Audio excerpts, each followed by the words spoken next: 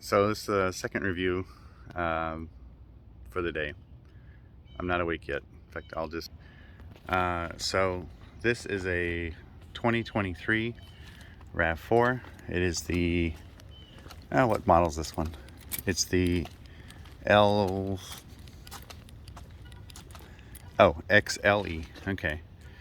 So you've got a LE, XLE, and I don't know what the other models are, but let me walk you through some of these differences. One, it has a push button start, which is kind of nice. The interior, compared to say like a LE, my wife had her previous car was a 2019. This has maybe 300 miles on it, but the interior is really nice. It also has a lot more insulation on the inside, so it's actually a lot quieter than your base model. It's noticeably different.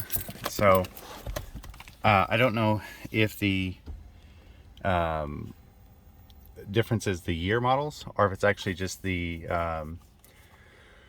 higher end model. So it's also got a sunroof, which is pretty cool. The LE model didn't have that.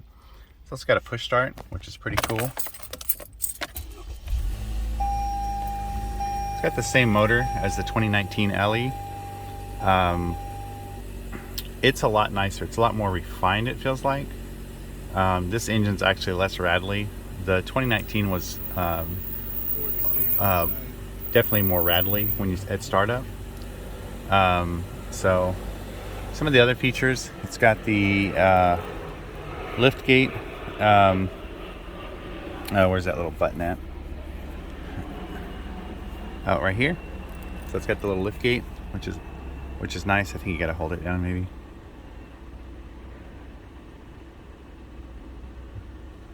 Okay, I'm not sure what I'm doing wrong. Maybe it's got to be unlocked. Oh, yeah, it's got to be unlocked. So you come back here.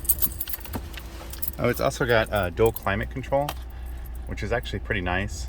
This screen is actually nicer than the LE. Again, it might just be a year model difference. You don't think this is a big deal. The other thing it's got is the alloy wheels, which is nice.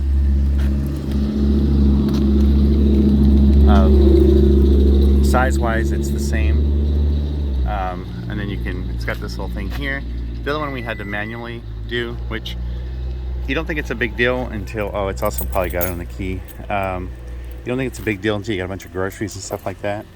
The paint is really cool. I wish you could see it. See all those little sparklies? Isn't that cool?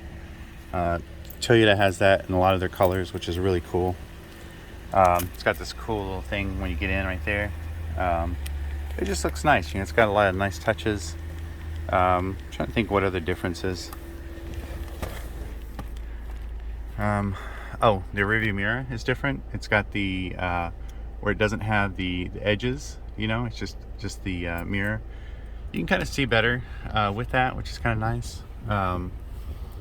Let's see what else. Of course, I'm not a salesman. I'm just going off what I observed off of the other ones. So I'm sure there's a lot more differences, but it's definitely nicer. It's a lot better put together. You know, the two-tone, the other one was all black that we had.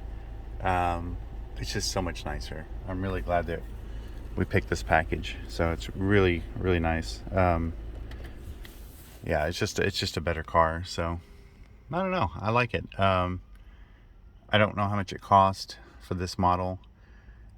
We basically called around. You know, a lot of your dealerships will do the add-ons. You know, they'll do the $350 for locking lug nuts, which are about $40 at the auto parts store. You know, they'll do all kinds of stuff. You know, they'll do the paint protection, the seat. You know, it basically adds on $1,000 to $3,000 above the price of the car.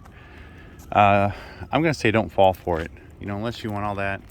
It's really it's a way for the dealerships, I get it, to make extra money.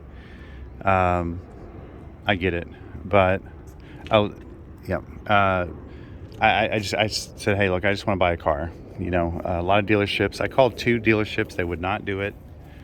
But you just call around. You know, basically, you know, hopefully you live somewhere where there's 2 or 3 dealerships within 50 miles. So just call around. You know, if someone said, hey, drive an hour and I'll give you $2,000, you know, you'd say, hey, where do I need to go, right? So call around, just tell them what you're trying to do. Tell them you just want to buy the car, you don't want all the add-ons. The only thing they didn't take off was the tinted windows. I told them I have a window tint guy, they'll do it for $150. He said, fine, we'll just do the $150. I said, great, that sounds wonderful. So that's what they did. You know, we ordered it. It took about 3 weeks to come in, but well worth it. It drives great. It's a good car. Should last a long time. So I don't know. I think it's definitely worth it to get the upgraded, the XLE. It's just a more refined car. I know it's got some other lane departure stuff on it or something like that. I don't know. You can read up on it. I mean, you can Google it. It'll tell you all the different features, or you can actually just ask the salesman. They'll tell you as well. So anyway, I know it's not a great review, but it's just coming from the perspective of owning the LE versus the XLE. The XLE's, in my opinion, definitely worth it. Initially, we're like, hey, we don't need all this fancy stuff. You know, we just need a car, blah, blah, blah. But once you get it, it's actually pretty cool. Oh, I think it's also got dual exhaust. Oh, I've got to see if it's real.